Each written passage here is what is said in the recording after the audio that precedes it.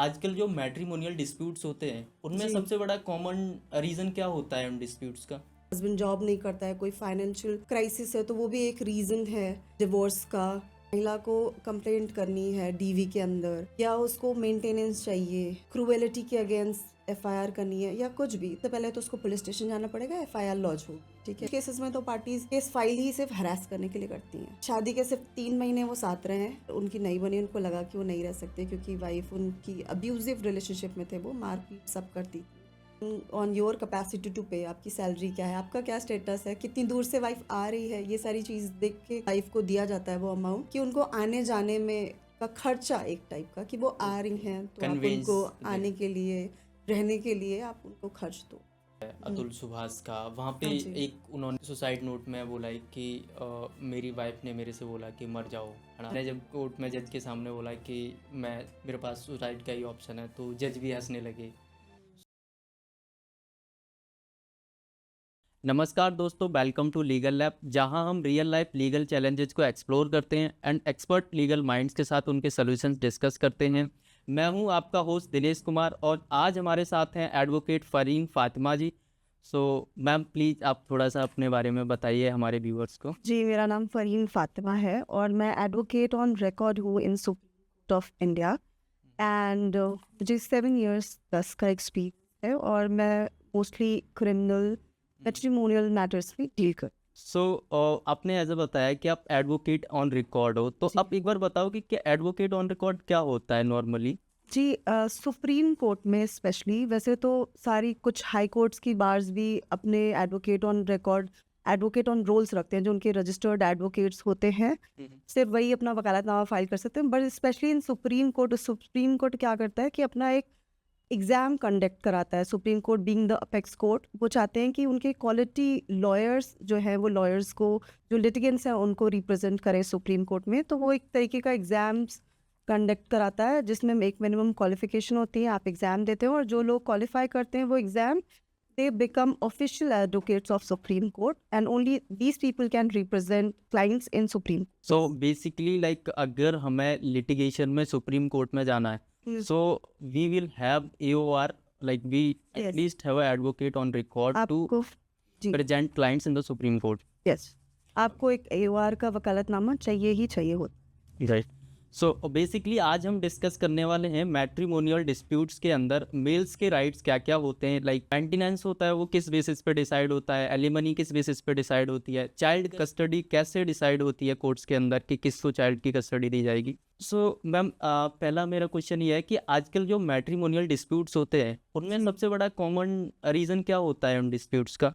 देखिए, matrimonial disputes में कई सारे फैक्टर्स होते हैं, कई रीजंस होते हैं, बट जो आजकल जो देखा जा रहा है उसमें इनफिडेलिटी यानी कि चीटिंग, शादी के बाद एक्स्ट्रा मैरिटल अफेयर एक बड़ा रीज़न है। ओके। एक बड़ा रीज़न है डिवोर्स का। और एक फाइनेंशियल आपका जो प्रॉब्लम है, अगर अच्छे से हस्बैंड जॉब नहीं करता है, कोई फाइनेंशियल क्राइसिस है, तो वो भी एक रीज़न है ओके। डिवोर्स का। इन लॉज का इंटरफेरेंस भी एक मेजर रीज़न है। बट आज तो कल हमारी सोसाइटी न्यूक्लियर फैमिली की तरफ मूव हो रही है, but still people don't want interference in their life, specially in laws का। तो वो भी एक मेजर रीज़न है डिवोर्स का। तो ये सारे फैक्टर्स अफेक्ट करते हैं एक मैट्रिमोनियल रिलेशनशिप। सो बेसिकली अगर देखा जाए तो 3-4 ही मेजर रीजंस रहते हैं इसके अंदर। एक होता है फाइनेंशियल, दूसरा हो सकता है कि एक्स्ट्रा मैरिटल अफेयर्स, है जी। ना। दूसरा ही लॉज के साथ ना हो बन- जाना, है ना, बन नहीं पा रही है, जी। और सारी चीज़ें। अच्छा, एक मैंने वर्ड सुना है प्रीनप एग्रीमेंट्स, तो ये क्या होता है, आप बताएंगे हमारे व्यूअर्स का? जी, प्रीनप अग्रीमेंट इंडिया में तो नहीं है, ऐसा कोई लीगल फ्रेमवर्क नहीं है, ऐसा कोई कॉन्सेप्ट नहीं है इंडिया में।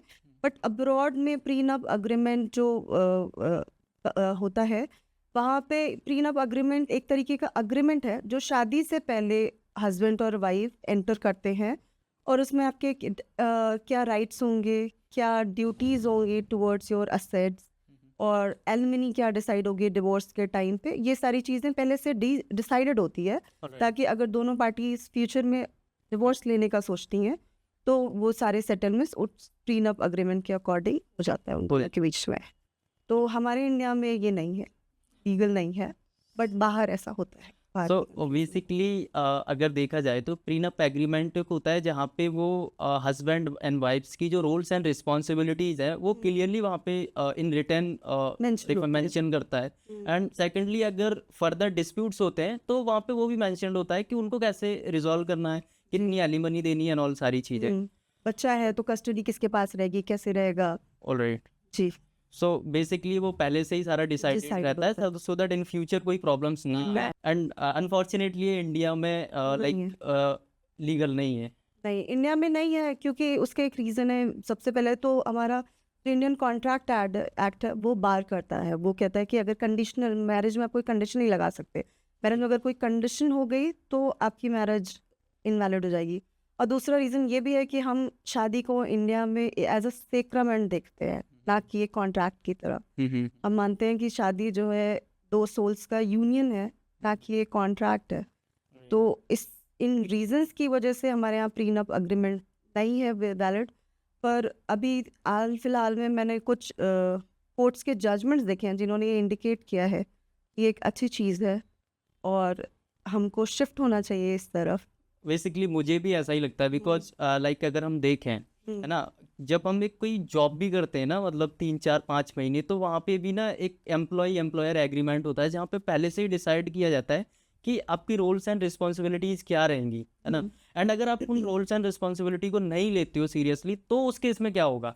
एंड और सारी चीज़ें पहले से ही प्री डिसाइडेड रहती है सो दैट अगर उन्हें कोई एम्प्लॉय को निकालना है तो कोई इशू ना हो बिकॉज जी। पहले से ही क्लियर है सारी चीज़ें, है ना। एंड दूसरा जब अब हमने हायर कर लिया तो चीज़ें लाइक स्मूथली चलें। वैसे ही सेम मेरे को लगता है कि ये तो हम एक जॉब की बात होगी। अब यहाँ पे हम दो लोग जहाँ पे हम कमिटमेंट कर रहे हैं कि हम पूरी जिंदगी भर साथ रहेंगे, है ना। अब जब साथ रहेंगे तो थोड़ा सा रोल्स एंड रिस्पॉन्सिबिलिटीज रहेंगी ना एक दूसरे की। मतलब ऐसा तो नहीं है कि सारी जिम्मेदारी एक ही पर्सन की रहेगी, जी, दोनों की बराबर रहेगी। तो वो क्या जिम्मेदारियां रहेंगी वो अगर इन रिटर्न पहले से हो जाए तो मेरे को लगता है ये बहुत अच्छी चीज़ है। एंड पर्सनली मुझे ऐसा लगता है कि now India is moving and growing तो ये भी एक अडॉप्ट करना चाहिए, हमें एक्सेप्ट करना चाहिए कि ये चेंज हमें लाना लाना चाहिए लॉ के अंदर कि हम प्रीनप एग्रीमेंट को एक्सेप्ट करें जी, बिकॉज इट्स द मैंडेटरी। अगर हम फर्दर थोड़ा सा और मूव करें आगे तो एक देखा जाए ना लॉन्ग विजन में कि जो मैट्रिमोनियल डिस्प्यूट्स जो लिटिगेशन में अटके रहते हैं 5 साल 10 साल, है ना। 5 साल तो नॉर्मली है ना। तो वो जो लिटिगेशन में केसेस जा रहा है ना, मुझे ऐसा लगता है कि अगर वो चीज़ पहले से हमारी डिफाइन हो गई तो पहली नंबर मैट्रिमोनियल डिस्प्यूट्स आएंगे नहीं। दूसरी चीज़ ये है कि वो अगर आएंगे भी तो लिटिगेशन में 5 साल तक नहीं जाएंगे, वो विद इन 2 ईयर शॉर्ट हो जाएंगे बिकॉज सारी चीज़ें पहले से ही डिफाइंड और है ना। सो पर्सनली मुझे तो ऐसा ही लगता है कि ये जी। एक्सेप्ट करना चाहिए। मुझे भी ऐसा लगता है कि हमारे पार्लियामेंट को इस पे कोई लेजिस्लेशन बनाना चाहिए, बनाना कोई चाहिए। लॉ होना चाहिए ऐसा जिसमें आपकी राइट्स एंड लाइबिलिटीज, आपकी ड्यूटीज ड्यूटीज सारी प्री डिसाइडेड हो, ताकि रेजोल्यूशन ऑफ मैरिज के टाइम पे दोनों ही पार्टीज को वो जो अननेसेसरी का हैसल है, कोर्ट भागना, अपने आप को प्रूफ करना, अपने आप को एलिगेशन से बचाना, ये अननेसेसरी के जो केसेस फाइलिंग होते हैं उन सबसे बच सके। हाँ और कोर्ट का भी वैल्यूबल टाइम सेव होगा उससे। एंड मेरा फर्दर एक सवाल ये है कि जो मैट्रिमोनियल डिस्प्यूट से केसेस होते हैं तो कोर्ट्स के अंदर उनका क्या फ्लो रहता है, क्या स्टेप्स रहते हैं, कैसे उनकी हियरिंग्स वगैरह चलती हैं, आप एक बार बताएंगे।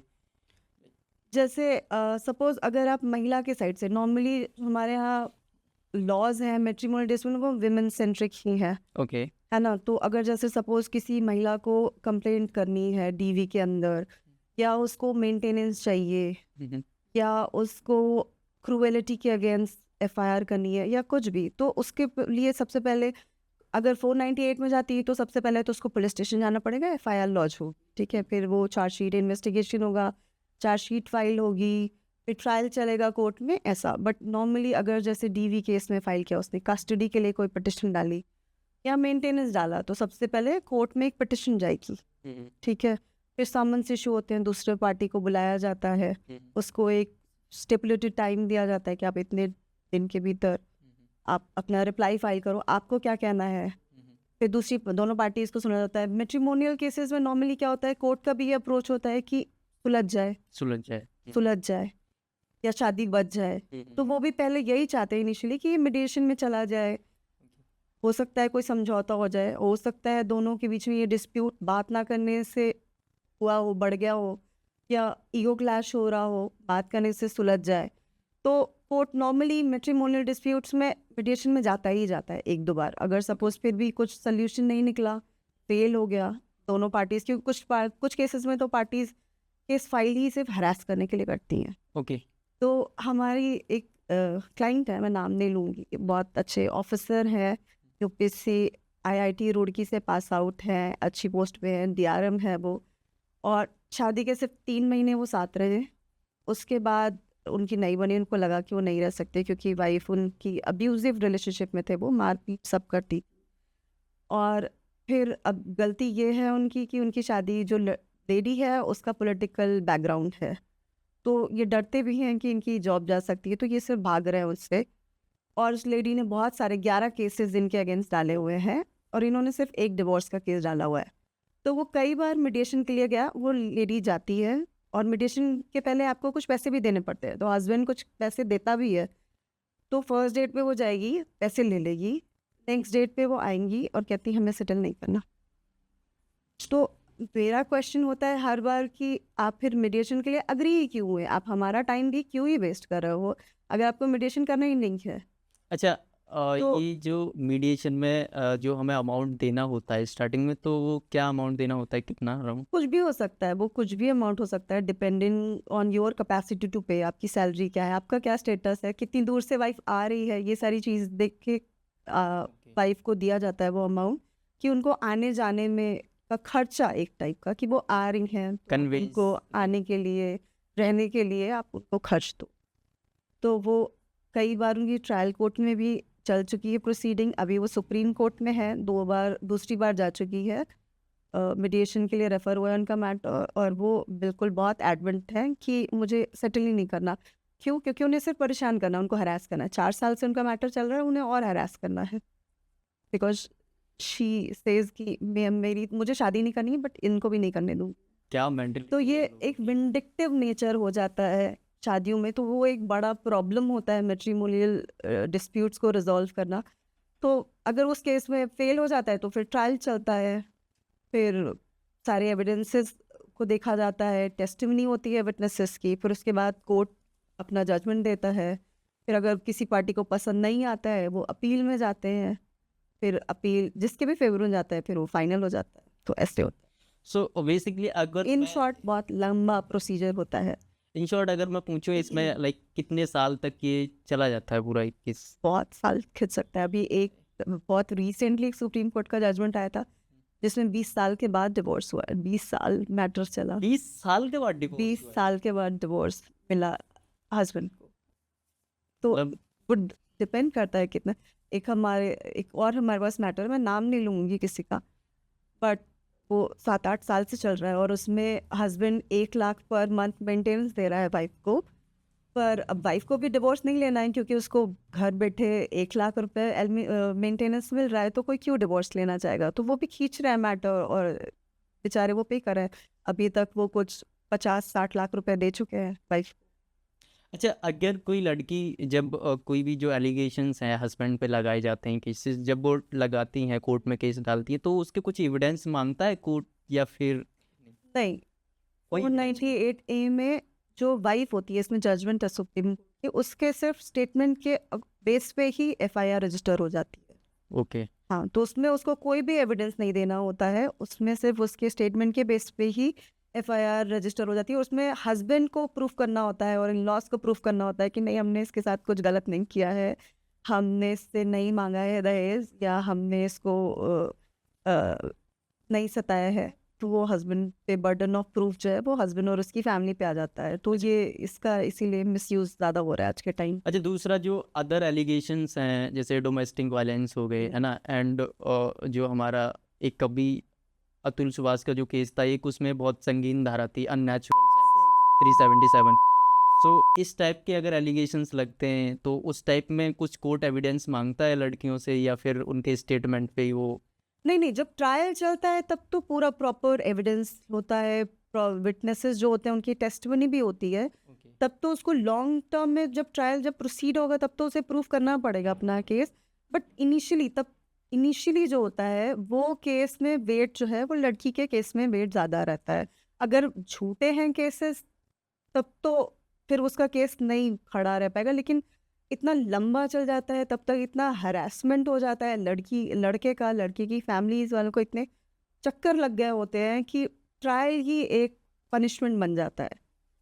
मेरे एक सीनियर ने बोला था कि ये जो ट्रायल है ना, यही पनिशमेंट है, क्योंकि वो इतना आपको थका देता है, इतना आप परेशान हो जाते हो, इतना आप एग्जॉस्ट हो जाते हो कि वही एक पनिशमेंट बन जाता है आपके लिए। सो बेसिकली देखिए, अगर किसी को केस डालना है उस टाइम पे कोई एविडेंस नहीं चाहिए होता है, उसके बाद जब ट्रायल चल रहा होता है उस टाइम पे एविडेंस देने होते हैं, बट ट्रायल के टाइम पे इतना टाइम खिंच जाता है कि बंदा वो परेशान हो जाता है। एंड और तब तक आपको बहुत सारा, आपका इंटरिम मेंटेनेंस का भी ऑर्डर पास हो जाता है, तो आप कुछ पैसे भी दे रहे होते हो, वाइफ को दे रहे होते हो अगर वो जॉब नहीं कर रही है, बच्चा है तो बच्चे की भी मेंटेनेंस आप दे रहे होते हो, तो पैसे भी आप दे रहे हो और वो पैसे आपके अगेंस्ट यूज़ हो रहा है, आपकी अगेंस्ट लॉयर को दिए जा रहे हैं, फिर वो और मजबूती से लड़ रहा है आपके खिलाफ और डिले कर रहा है मैटर, तो ये सारी चीज़ें होती हैं। अच्छा, अगर ये नॉर्मली हर किसी केस में नहीं होता है, बट अगर किसी केस में ऐसा हो रहा है जहाँ पे फॉल्स एलिगेशंस ही लगाए गए है ना हस्बैंड के ऊपर, तो उस केसेस में हस्बैंड क्या कर सकता है? देखिए बहुत सारी चीज़ें होती हैं। पहले तो कोई मैं कहूँगी सबसे पहले तो आपको गूगल नहीं करना चाहिए और किसी एक एक्सपर्ट, कोई लॉयर जो है उससे आपको कंसल्ट करना चाहिए, अपनी प्रॉब्लम्स बतानी चाहिए, बिकॉज वो बेटर पोजीशन में आपको गाइड करने की। दूसरा चीज़ आपको ये करना चाहिए कि आपको हर चीज़ डॉक्यूमेंट करनी चाहिए। ओके। जैसे कि आपकी जो भी कॉन्वर्सेशन हैं वो डॉक्यूमेंट करना चाहिए। आपका सोशल मीडिया, अगर आपको कोई लगता है कोई इंटरेक्शन है या सोशल मीडिया पे आपको कोई ऐसी चीज़ दिखी आपकी वाइफ की जो आपको लगता है कि ये आप इससे अपना इनोसेंस प्रूव कर सकते हैं, तो वो चीज़ें आप डॉक्यूमेंट करिए। आपका कोई ईमेल कॉन्वर्सेशन है वो रखिए, कोई मेडिकल रिसीट्स हैं, रिकॉर्ड्स हैं वो रखिए आप। तो सब कुछ डॉक्यूमेंट करिए और डायरेक्ट बात करना अपनी वाइफ से बिल्कुल अवॉइड करिए, क्योंकि हो सकता है वो चीज़ें आप अगर अकेले में डायरेक्ट उनसे कोई बात करो सुलझाने के लिए, आपका इंटेंशन यही होगा स्टार्टिंग में, बट वो चीज़ें आपके थोड़ा अगेंस्ट यूज़ हो सकती हैं। तो डायरेक्ट कम्युनिकेशन अवॉइड करें जब आप पे एलिगेशन लग गई है, और अगर ज़रूरत पड़े तो आपको बेल लेनी पड़ सकती है, एंटिसिपेटरी बेल के लिए अप्लाई करना पड़ सकता है कोर्ट पे, तो वो आप लीजिए, सारे प्रिकॉशंस आप लीजिए। सो बेसिकली फर्स्ट यही है कि आप किसी एक्सपर्ट लॉयर के साथ लॉयर से कंसल्ट करो, कंसल्ट और देन फर्दर ये है कि आप हर चीज़ अपनी डॉक्यूमेंट करके रखो, जी, आप अपना बेस बनाओ। बेस बनाओ। थर्ड चीज़ ये है कि आप अवॉइड करो डायरेक्ट कम्युनिकेशन विद अपनी वाइफ के साथ, सो दैट कोई फर्दर इशू क्रिएट ना हो, है ना? और एक चीज़ मैं ऐड करना चाहूँगी, हो सके तो काउंटर क्लेम डालो वाइफ पे, ओके। क्योंकि होता क्या है कि वो तो 4 केसेस उन्होंने डाल दिया, डीवी डाल दिया, क्रुएलिटी डाल दिया, आप पे मेंटेनेंस डाल दिया, जो भी सेट है एक वो डाल दिया उन्होंने। नाउ शी इज़ फ्री, ठीक है, अब आप प्रूव कर रहे हो अपने आप को। पर कई बार मेरे क्लाइंट्स आते हैं मुझसे पूछते हैं कि उसने तो कर दिया, सारे झूठे इल्ज़ाम है मेरे खिलाफ, मगर इतने सारे केसेस मैं क्या करूँ? मैं किस चीज़ में अप्रोच करूँ? मेरे पास तो कोई लॉ ही नहीं है जो मुझे हेल्प करने के लिए है, तो मैं क्या करूँ? तो मैंने बोला आपके खिलाफ इतना आपकी धज्जियाँ उड़ाई हैं, तो क्या आप डिफेमेशन नहीं किया है आपका? ओके। क्या आपको क्रिमिनल इंटिमिडेट नहीं किया है? क्या आपको हरास नहीं किया है? तो आप इन सारी चीज़ों में कब झूठ बोल रही है ऑन एफिडेविट, अगर वो झूठ बोल रही है, ठीक है, अपनी इनकम छुपा रही हैं, तो क्या फर्जरी नहीं है? ओके। तो आपको देखना पड़ेगा कि क्या आप इन प्रोविजंस में आप हेल्प ले सकते हो लॉ की। तो काउंटर क्लेम्स भी डालिए, इससे क्या होगा, प्रेशर बिल्ड होगा। तो फिर कई केसेस में ऐसा क्या होता है, लोग सेटलमेंट में भी आ जाते हैं जब उन पे भी कानून की गाज पड़ती है। तो सो बेसिकली अगर हमारे ऊपर फॉल्स एलिगेशंस है तो हमारे पास एक चीज ऑप्शन रहता है कि हम काउंटर क्लेम डालें उन पे, है ना? हाँ, एंड काउंटर क्लेम में मल्टीपल हो सकती हैं ना, मल्टीपल केस हो सकते हैं ना, अब जो चीज़ें हम कर सकते हैं। जो भी आपके साथ हुआ हो। एंड दूसरा मेरा ये है कि जो आपने बताया था कुछ देर पहले कि एक केस है जहाँ पे 1 लाख पर मंथ का उनको मेंटेनेंस पे करना पड़ रहा है, एंड वाइफ जो है मीडिएशन के लिए आती हैं, एंड उसके बाद दूसरी हियरिंग पे बोल देती है नहीं मेरे को सेटल नहीं करना है। तो ये जो 1 लाख जो मेंटेनेंस है ये किस बेस पे डिसाइड होता है कोर्ट के अंदर कि आपको 1 लाख देना है, 80,000 देना है, 50,000 देना है? देखिए ये कई चीज़ों पर डिसाइड होता है। एक तो आपका स्टैंडर्ड ऑफ लिविंग ओके। कैसा है, तो इस पे सुप्रीम कोर्ट की कई सारी जजमेंट्स है जो कहती हैं कि जो वाइफ का स्टैंडर्ड ऑफ लिविंग है वो हस्बैंड के बराबर होना चाहिए। ओके। तो जैसा वो हस्बैंड के साथ रहते हुए उसका स्टैंडर्ड ऑफ लिविंग होता वैसा ही होना चाहिए, अगर बहुत कम नहीं ज़्यादा नहीं तो उतना ही। ओके। तो स्टैंडर्ड ऑफ लिविंग, फिर आपकी क्या इनकम है, वाइफ जॉब करती है या नहीं करती है, वाइफ की एजुकेशन क्या है, शादी को कितना टाइम हुआ है, आप लोग शादी में कितना टाइम रहे हो, बच्चा है नहीं है, एज क्या है, हेल्थ क्या है, कैसी है, काम करने लायक है नहीं है। तो ये सारे फैक्टर्स देखे जाते हैं, मेंटेनेंस डिसाइड करते हैं। बेसिकली मल्टीपल फैक्टर्स हैं वहाँ पे। पहला तो यही है कि स्टैंडर्ड ऑफ लिविंग जो है ना हस्बैंड के लेवल का रहेगा, उसके अकॉर्डिंग होता है ना।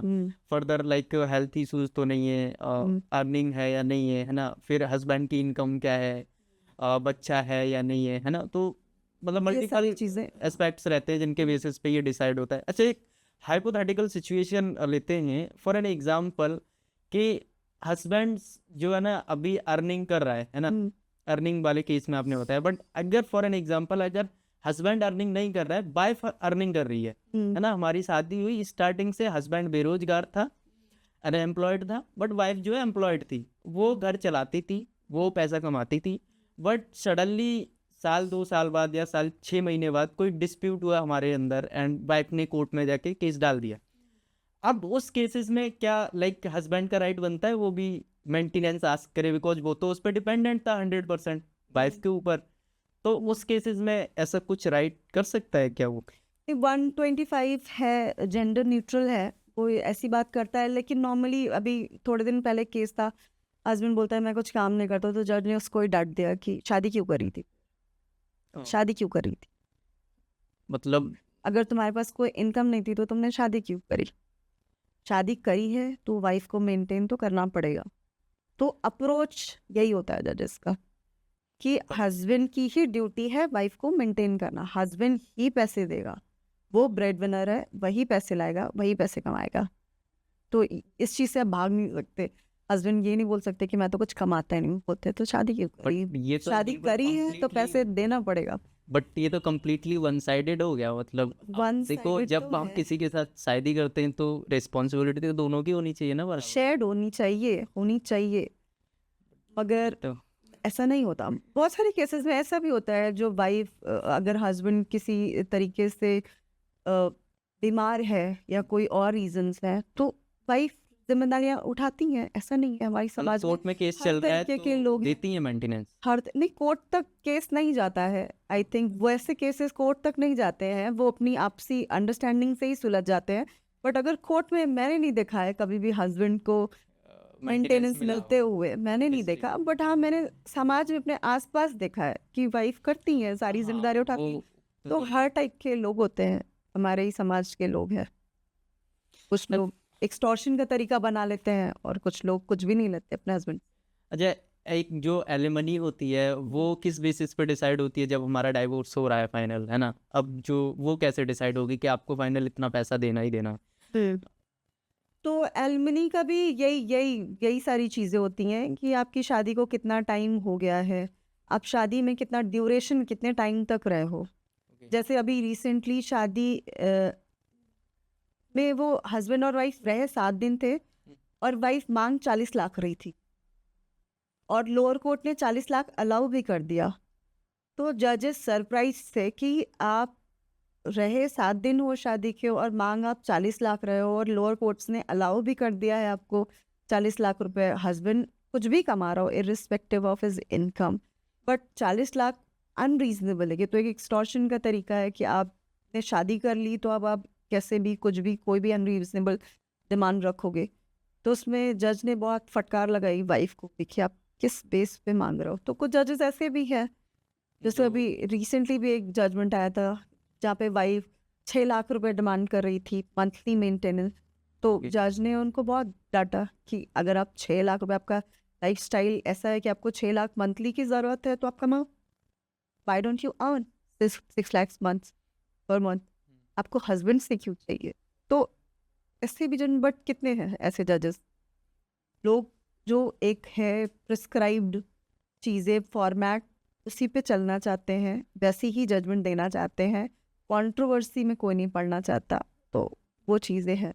तो बेसिकली जजेज भी जो है सेफ साइड जाना चाहते हैं, हाँ, वो कंट्रोवर्सी में नहीं पड़ना, बट इसके अलावा भी कुछ ऐसे जजेज हैं जो सही को सही सही को एंड सही। गलत को गलत बोलते हैं कोर्ट हाँ, के अंदर भी। हाँ। अच्छा, जो अब जैसे मान लीजिए जो हमारा अगर फॉर एन एग्जांपल हमारा कोई बच्चा है एंड डिस्प्यूट चल रहा है, तो बच्चे की जो कस्टडी होती है वो कैसे डिसाइड होती है कि बच्चा पापा के पास रहेगा या मम्मी के पास रहेगा? देखिए, बच्चे के केस में क्या होता है, कस्टडी के केस में, जैसे अगर माइनर है बच्चा, तो 99% केसेस में ऐसा होता है कि माइनर की कस्टडी माँ को ही मिलती है, क्योंकि बच्चा माइनर है, उसका देखभाल माँ से बेटर कोई नहीं कर सकता। पर अगर कुछ केसेस में, जैसे अगर आप प्रूव कर लो कि माँ इनकॉम्पिटेंट है, माँ नहीं देखभाल कर सकती है अच्छे से, माँ किसी तरीके का ड्रग अब्यूज़ करती है, या कुछ भी आप ऐसा शो कर दो, तो फिर उस केस में बच्चे के इंटरेस्ट में डिसीजन जाता है, फिर उस केस में फादर को मिल जाता है। फिर एक तो ये फैक्टर हो गया, अगर माइनर है तो, अगर बच्चा मेजर है तो फिर बच्चे का इंटरेस्ट देखा जाता है कि उसका इंटरेस्ट कहाँ पे है, उसका डेवलपमेंट कहाँ है, उसकी एजुकेशन कहाँ पे बेटर हो सकती है, माँ के पास या फादर के पास। फिर दो तीसरा फैक्टर ये होता है कि हम ये भी देखते हैं कि बच्चा किससे ज़्यादा इमोशनली अटैच है, माँ से या फादर से। कई बार जजेस चेंबर में बुला के बच्चे से पूछ लेते हैं कि आपको किसके पास रहना है, माँ के पास या फादर के पास। बच्चा बोल देता है कि माँ के पास रहना है, या बच्चा बोल देता है मुझे अपने फादर के साथ रहना है। तो बच्चा जो चाहता है, कई बार उसकी भी मर्जी देखी जाती है। सो बेसिकली अगर देखा जाए तो अगर बच्चा माइनर है तो उस केसेस में तो मैक्सिमम चांसेस हैं कि वो मम्मी के पास ही जाएगा, हाँ जी। एंड अगर वो मेजर है तो उस केसेस में बच्चे से पूछ लिया जाता है कि उसकी भी एक बार कि वो किसके साथ रहना चाहता है, मम्मी के साथ या पापा के साथ, जी। एंड उधर अगर माइनर वाले केस में अगर आप ये लाइक प्रूव कर देते हो कि वाइफ आपकी इनकम्पिटेंट है और उसकी केयर करने में and all that, असमर्थ है। असमर्थ है, तो वो फिर आपको मिलने के चांसेस हैं, बट 100% नहीं कह सकते हो। नहीं नहीं, 99% माँ को ही मिलेगी फर्स्ट। अच्छा, इसमें एक और मैंने सुना है ऐसा कंसेप्ट है कि शेयर्ड पेरेंटिंग का चल रहा है, तो ये कैसे क्या है जहाँ पे Shared- मम्मी पापा दोनों उसकी दोनों मिलके, मतलब कुछ दिन बच्चा माँ के साथ रहता है, कुछ दिन बच्चा अपने पापा के पास जाके रहता है, ऐसे रहता है शेयर्ड पेरेंटिंग में। बट उसके अपने चैलेंजेस हैं, वो इतना प्रैक्टिकली जितना सुनने में आसान लगता है उतना है नहीं। बहुत सारे इसमें भी डिस्प्यूट, क्योंकि माँ बाप की तो बन नहीं रही है, कम्युनिकेशन गैप तो उनके बीच में है ही। फिर बच्चे को लेकर लड़ रहे होते हैं वो, कि कौन ले जाएगा कौन छोड़ेगा, है ना। तो उसमें भी हरासमेंट के बहुत चांसेस रहते हैं। अब बच्चे को फादर को मिलना है तो बोलेंगे कि नहीं, यहाँ आके तुम मेरे घर पे, वो अपनी लोकेशन चेंज कर लेंगे।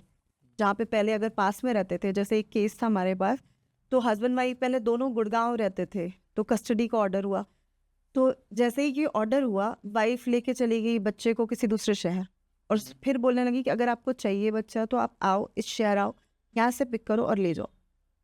तो ऐसे हरास भी करने लगते हैं, तो उसमें सिर्फ डिस्प्यूट बढ़ता है। आई थिंक जितनी अंडरस्टैंडिंग चाहिए को शेयरिंग पेरेंटिंग के लिए, आई डोंट थिंक उतनी अंडरस्टैंडिंग पेरेंट्स के बीच में होती है। अगर है तो बहुत अच्छी बात है, बट इतनी मेच्योरिटी होती तो केस कैसी क्यों होता है। कोर्ट तक जाता ही। अच्छा, एक मतलब लाइक जो रीसेंट जो इंसिडेंट है अतुल सुभाष का, वहाँ पे जी। एक उन्होंने लाइक सुसाइड नोट में बोला है कि मेरी वाइफ ने मेरे से बोला कि मर जाओ, है ना। हाँ, एंड मैंने जब कोर्ट में जज के सामने बोला कि मैं मेरे पास सुसाइड का ही ऑप्शन है, तो जज भी हंसने लगे।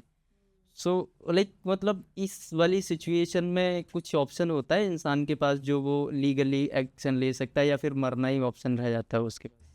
नहीं देखिए, मैंने भी सुभाष वाला पूरा वीडियो देखा, कितना काम था वो वीडियो के टाइम पे, और लग ही नहीं रहा था उसका वीडियो देख कर कि अभी ये next moment is going to commit suicide, right. So काम, एकदम कितनी क्लैरिटी ऑफ थॉट्स थी उसके अंदर, उसने सब कुछ प्लान करके किया। तो that is very unfortunate I think. और ऐसा नहीं कि पहली बार हुआ है, बहुत सारे लोगों ने सुसाइड किया भी है इससे पहले भी, बट हाँ ठीक है, ये काफ़ी हाईलाइट हो गया। बट जो प्रोविजन है इसके लिए, आपने पूछा कि रेमेडी क्या है इसके against, so abetment to suicide है। अबेटमेंट टू सुसाइड के अगेंस्ट केस फाइल हुआ भी है सुभाष अतुल की वाइफ के अगेंस्ट, बट अदर दैन तो कोई लॉ नहीं है अनफॉर्चुनेटली हमारे लीगल सिस्टम में सो अभी फिलहाल के लिए। ये जो आपने बताया amendment to suicide, abetment suicide so इसका जो लाइक ये आफ्टर सुसाइड होता है या फिर लाइक जब हमें इतना ज़्यादा हिरास हो चुका है, हम एक्सट्रीम लेवल पे एकदम, एक होता है ना अंदर से इंसान टूट चुका है, तो उस टाइम पे ये कर सकता है कुछ जहाँ पे वो कुछ एप्लीकेशन नहीं, तो जब तक काम हुआ ही नहीं है मतलब, हो, तो how can you say this person is abetting to मतलब राइट? लाइक वो हम सुसाइड करेंगे तभी कोर्ट एक्सेप्ट करेगा कि हाँ, आपका अबेटमेंट टू harassment हुआ। सुसाइड था, इस वजह से उसने सुसाइड कमिट कर लिया। Yes, that is very unfortunate but it is like that. अच्छा, आपको लाइक ये जो मतलब हुआ है ना अभी रिसेंट इंसिडेंट, आपको लगता है इसको देख के लाइक कोर्ट को कुछ चेंजेस की रिक्वायरमेंट है? डेफिनेटली है, चेंजेस की ज़रूरत है। हमारे लेजिस्लेशन को कुछ ऐसे लॉज भी लाने चाहिए जहाँ पे कि जो सबसे पहले जो ये झूठे केसेस बन डाले जाते हैं और जहाँ पे 10 साल चलता है केस, हरास होती है हस्बैंड और हस्बैंड की फैमिली, और उसके बाद कुछ भी प्रूव नहीं होता। ठीक है, आप इनोसेंट भी प्रूफ हो जाते हो, लेकिन वाइफ तो आपको एक अपॉलॉजी भी नहीं देती, वो तो बिना माफ़ी भी नहीं मांगती है उन केसेस में। तो आई थिंक ऐसे लॉज लाने चाहिए लेजिस्लेशन को जिसमें आप फॉल केसेस लगा रहे हो, और अगर आप अपना केस प्रूव नहीं कर पाए तो कुछ ना कुछ पीनल प्रोविजंस होने चाहिए वाइफ के अगेंस्ट, ताकि ऐसे केसेस में कमी आए। जो ये जिस तरीके से मिसयूज हो रहा है इन लॉज का, तो आई थिंक इसमें ज़रूर बेहतरी आएगी। अभी सुप्रीम कोर्ट का भी एक बहुत रीसेंट ऑब्जर्वेशन आया है कि these cruelty laws have become legal terrorism, so it's like it has become a tool to harass the husband and his family, right? So definitely something should be done in this respect.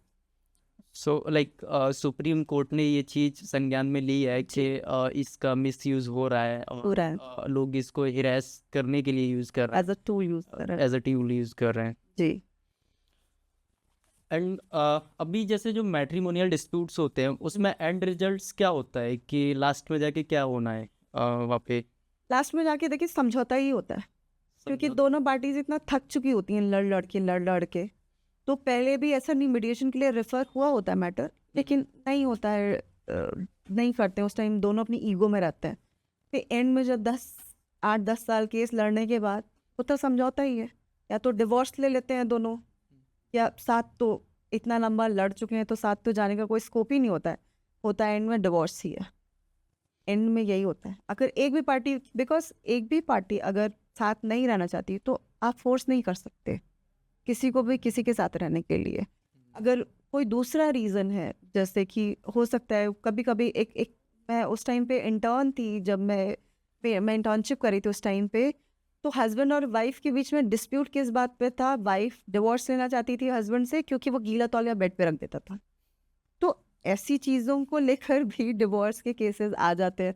तो अगर ऐसा issue पे divorce के लिए आए हैं, तब तो वो समझौता हो सकता है उस केस में, समझा करके या कुछ अपने अंदर चेंजेस ला करके जाया जा सकता है। बट जहाँ पे बहुत मेजर इश्यूज होते हैं, जैसे कि मेरे क्लाइंट है, तो उसमें वाइफ कॉन्स्टेंटली मिनिस्टर्स को लेटर लिखती है, क्योंकि हस्बैंड गवर्नमेंट एम्प्लॉय है तो उसके अगेंस्ट करप्शन के चार्जेस लगाती है। हाँ, उसके डिपार्टमेंट को कॉन्स्टेंटली लेटर्स लिखती है कि मेरे हस्बैंड पैसे 9 लाख लेकर के आए थे और मुझे दिया, और ये इनके पास करप्शन का पैसा है, ये करप्ट ऑफिसर है।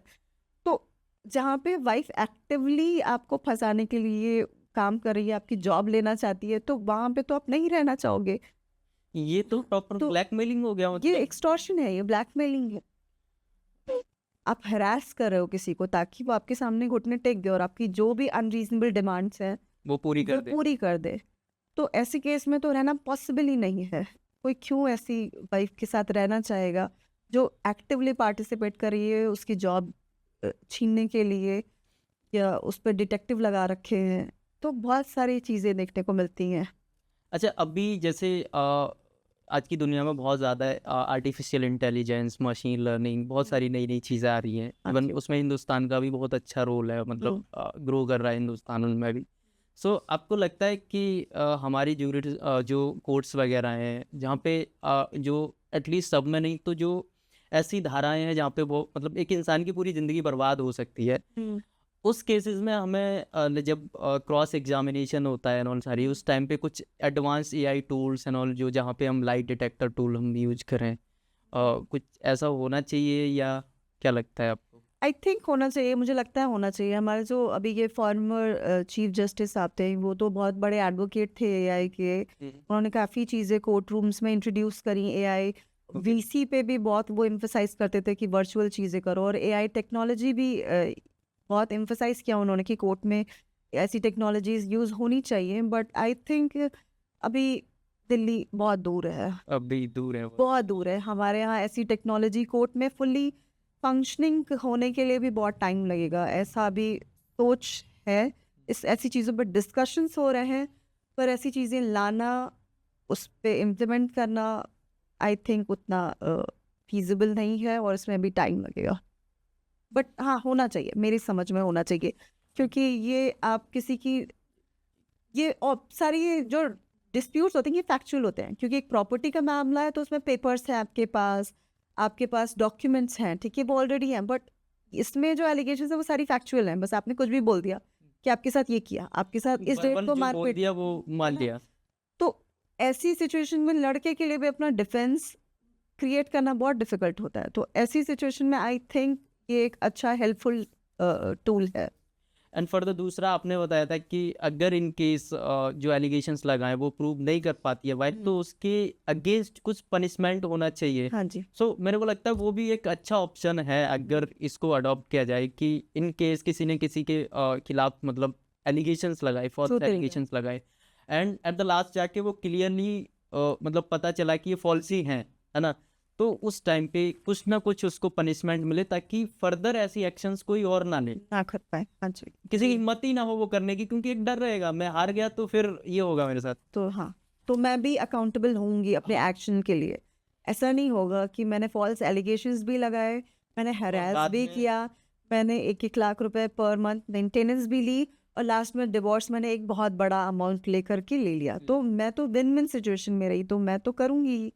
तो उस चीज़ का कुछ कॉन्सिक्वेंस भी होना चाहिए, रिपरकशन भी होने चाहिए, ताकि लोग ऐसे जो लॉज हैं जो अच्छे इंटेंशन से लाए गए हैं, जो एक्चुअली विक्टिम्स हैं डोमेस्टिक वायलेंस की, उन महिलाओं को मदद करने के लिए लाए गए, उसका मिसयूज ना हो, और जो एक्चुअल विक्टिम्स हैं उनके लिए ये लॉज सीमित रहें उन तक।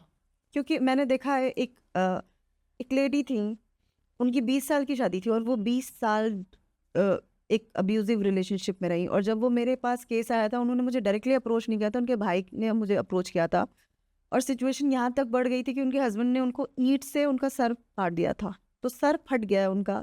उसके बाद उनका भाई आया, तो मैंने फिर उनको अप्रोच किया, मैंने उनसे बात करी, और थोड़े दिनों के बाद उन्होंने अपने घर वालों के और रिश्तेदारों को समझाने बुलाने बुझाने पे वापस चली गई। उन्होंने बोला नहीं, मुझे अपने हस्बैंड के अगेंस्ट कुछ नहीं करना है, कि मेरा फैमिली मैटर। तो क्वेश्चन यही आ जाता है कि जिन विक्टिम्स के लिए ये लॉ बने हैं, क्या वो एक्चुअली अप्रोच कर रही हैं कोर्ट को, क्या वो सामने आ रही है, क्या उनको इस लॉ का बेनिफिट मिल रहा है? क्योंकि majority of women are still keeping quiet अपनी शादी बचाने के लिए। मेरे को ये लगता है कि कहीं ना कहीं हमारे लाइक इंडियन सोसाइटी में ये है कि हम एक तो अपने हस्बैंड की रेस्पेक्ट को बाहर नहीं उछलना चाहते, मतलब है। सो जो एक होता है ना मिच्योर्ड संस्कारी जो लड़कियां हैं जो समझती हैं इन चीज़ों को, वो मेरे को लगता है कभी कोर्ट तक जाएगी ही नहीं। अगर इन केस ऐसा सिचुएशन होती भी है तो मम्मी पापा रिलेटिव से कह के सुलझा ली जाती हैं, यहाँ तक है मेरा। अड़ा इन केस भी मतलब अगर डाइवोर्स होते भी है ना, तो मैंने तो यहाँ तक देखा है बिना कोर्ट के भी डाइवोर्स हो जाते हैं गाँव में, म्यूचुअल अंडरस्टैंडिंग से हो जाते हैं। सो आप समझ रहे हो ना, मतलब एक होता है ना किसी को हिरास करना इंटेंशनली, वो नहीं होता है वहाँ पे। उनको पता है कि मेरी नहीं बन पा रही, तो वो ना म्यूचुअली डिसाइड कर लेते हैं कि ठीक है। बट जो मेरे को लगता है जब कोर्ट तक जाते हैं केसेस, वहाँ पे मैक्सिमम, मैं सब नहीं बता रहा, बट मैक्सिमम पार्ट ऐसा होता है कि उनका इंटेंशन ही है कि मैं इसको हिरास करूँ, मनी एक्सटॉर्ट करूँ यहाँ से, एंड फिर बाद में जाके एक होता है ना मतलब, ठीक है, वो एक इंटेंशनली मेरे को लगता है कि है। देखिए, समाज में हर तरीके के लोग होते हैं। आई थिंक लॉ तो ठीक है, अच्छे इंटेंशन से बनाए, लेकिन वो हमारी जिम्मेदारी है कि हम कोई किसी लॉ को यूज़ कर रहे हैं या मिसयूज़ कर रहे हैं, वो हमारी जो मॉरल ऑब्लिगेशंस है हम कैसे इंसान हैं वो हम पे भी डिपेंड करता है। तो मैंने आपको कई एग्जांपल्स दिए, एक में ऐसे जो रियल एक डोमेस्टिक वायलेंस की विक्टिम है जो कोर्ट तक नहीं जा रही हैं, ठीक है, जिनके लिए ये लॉ बना है, और ऐसी भी लोग हैं जो बिना किसी रीज़न के सिर्फ हरास करने के लिए वो 10-10 साल लिटिगेशन चला रहे हैं।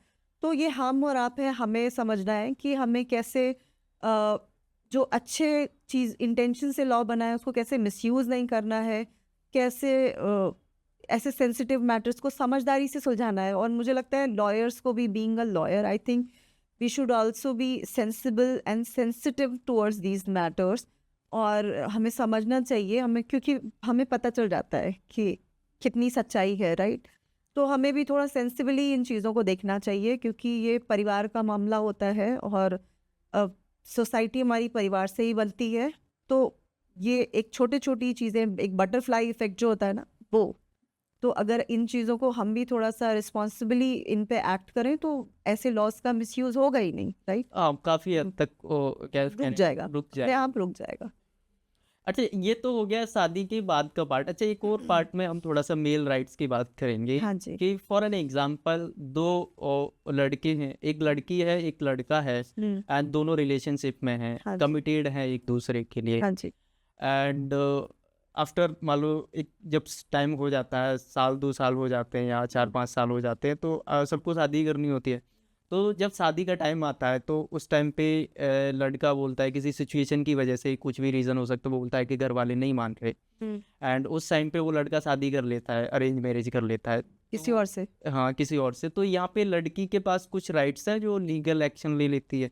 हाँ, अभी जो नया लॉ आया है उसमें तो यही है कि अगर आपने, लड़की ने अगर ये एलिगेशन लगा लिया कि इसने मुझसे झूठे शादी का वादा करके मेरे साथ रिलेशनशिप स्टैब्लिश किया, तो फिर आप जेल जाओगे। तो और इसका मिसयूज़ भी होने लग गया है। बहुत सारे केसेस ऐसे आ रहे हैं जहाँ पे मैंने कहीं सुना या न्यूज़ देखी मैंने कि एक कोई गैंग ऑपरेट कर रहा है जहाँ पे वो क्लब्स वगैरह में मिलते हैं लड़कों को, और 2-4 बार मिलते हैं, और फिर अगर जैसे कुछ भी नहीं हुआ है, लाइक सिर्फ ऐसे ही बातचीत हो रही है, तो वो फिर उस पे एफआईआर कर देते हैं कि this person established relationship with me, और इसने मुझे झूठा शादी का वादा किया और अभी अब ये मुझे मुकदमा है। धोखा दे रहा है। तो फिर वो एक एक्सटॉर्शन का भी मीडियम बन गया है। अच्छा, ये इसी का थोड़ा-सा उल्टा करते हैं। अगर यहाँ पे लड़का-लड़की दोनों थे, कमिटेड थे और लड़की आके बोलती है कि मैं शादी नहीं कर रही, घर वाले नहीं मान रहे और वो किसी और से शादी कर लेती है, तो लड़का कुछ कर सकता है? नहीं, लड़के के पास कुछ कोई ऑप्शन नहीं है अपनी किस्मत पे रोने के सिवाय। कोर्ट में उसके लिए कुछ भी नहीं है। तो बेसिकली अगर बोला जाए कि मतलब कि जो हम मेल्स हैं, उनके इमोशंस का, है ना? कोई वैल्यू नहीं है। कोई वैल्यू अ, उ वैल्यू है, बट कोर्ट में ऐसा कुछ आपको रिलीफ नहीं मिला हुआ है कि आप उसके अगेंस्ट जा पाए। मतलब कोई रेमेडी नहीं है आपके लिए। विमेन बिकॉज़ सेंट्रिक मेरे लॉज को है तो मतलब। अकॉर्डिंग टू लॉ अब तक जो मैंने कन्वर्सेशन में समझा, मुझे ऐसा लगता है कि लॉ एक मेल को मशीन की तरह ट्रीट कर रहा है, एक रोबोट की तरह ट्रीट कर रहा है कि ये रोबोट है, ये मशीन है। ऐसे नहीं हो सकता। इन मेल के अंदर भी इमोशंस होते हैं, फीलिंग्स होती हैं, उन्हें भी बुरा लगता है ना? उनको भी हिरास किया जाता है। तो ऑफ कोर्स आई थिंक अभी टाइम आ गया है जब हमें थोड़े से जेंडर न्यूट्रल लॉज लाने की ज़रूरत है, होने चाहिए। डोमेस्टिक वायलेंस में भी कुछ जेंडर न्यूट्रल प्रोविजंस डालने चाहिए, क्योंकि हरासमेंट सिर्फ एक ज़रूरी नहीं है कि हस्बैंड ही वाइफ का करता हो, वाइफ भी हस्बैंड का कर सकती है, कई तरीके से करती भी है वाइफ। जैसे हमारे क्लाइंट थे तो उनकी वाइफ, उसको all of sudden mood swings होने लगते थे और वो काफ़ी वायलेंट हो जाती थी। मतलब वो इस एक्सटेंड तक वायलेंट होती थी कि वो फ़ोन फेंक करके मुंह पे मार देती थी, जिससे ओह! ब्लीडिंग वगैरह उनको हो गई, काफ़ी चाकू उठा लेती थी। तो ज़रूरी नहीं है कि हमेशा तो हस्बैंड ही वायलेंट हो वाइफ के लिए, वाइफ भी हो सकती है। तो बट हाँ, आई थिंक अभी टाइम आ गया है कि हमें भी जेंडर न्यूट्रल लॉज लाने की ज़रूरत है। पर देखिए, अच्छे इंटेंशंस, क्योंकि आज से कुछ साल पहले या अभी भी अगर हम देखें ना, अभी भी तो महिलाओं के खिलाफ अत्याचार तो होते हैं। डावरी की वजह से औरतों को अभी भी जलाया जाता है, अभी भी मारा जाता है।